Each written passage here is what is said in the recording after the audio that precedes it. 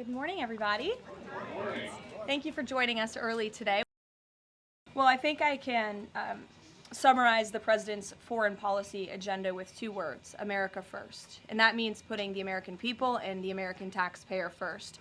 And that's why the president is moving as quickly as he possibly can and working overtime to end these conflicts in both Israel and in Gaza, and also the Russia-Ukraine war. As you all know, the president will be speaking with Putin at 10 o'clock. He plans to call President Zelensky when that call concludes. I spoke to the president about that call at 10 o'clock. I don't want to get ahead of those very important conversations, but of course you will hear directly from the president or me after those calls conclude today. So you can expect that.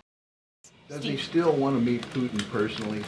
I think the president would certainly be open to that, but let's see how this call goes today. What's the status of the secondary sanctions package? The president's been talking about that. You haven't imposed them yet, but is that still on the table? I think everything's on the table, yes. And again, I won't get ahead of the president in any commitments or decisions, but certainly it's something he's been looking at and discussing.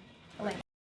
And the work continues. The president will be speaking to President Putin at 10 a.m. and we'll have a readout for you after that call. And we'll see you in the Rose Garden at 3 o'clock. Thanks, guys. Thanks, Caroline. The president's supposed to talk to President Putin of Russia and President Zelensky as well, and I'm sure he'll talk to a number of world leaders today because he always does that. But look, the president's been very clear. This is not the United States is not going to spin its wheels here. We want to see outcomes.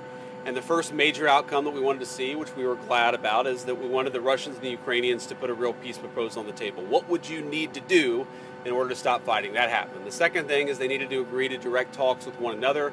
These sides hadn't talked in years. We thought that was a disgrace. That has now happened. But now, the talks have been proceeding for a little while. We realize there's a bit of an impasse here. And I think the president's going to say to President Putin, look, are you serious? Are you real about this? Because the proposal from the United States has always been, look, there are a lot of economic benefits to thawing relations between Russia and the rest of the world, but you're not going to get those benefits if you keep on killing a lot of innocent people. So if you're willing to stop the killing, the United States is willing to be a partner for peace. That's been the proposal to the Russians, to the Ukrainians, and frankly, to nations and other hotspots around the world.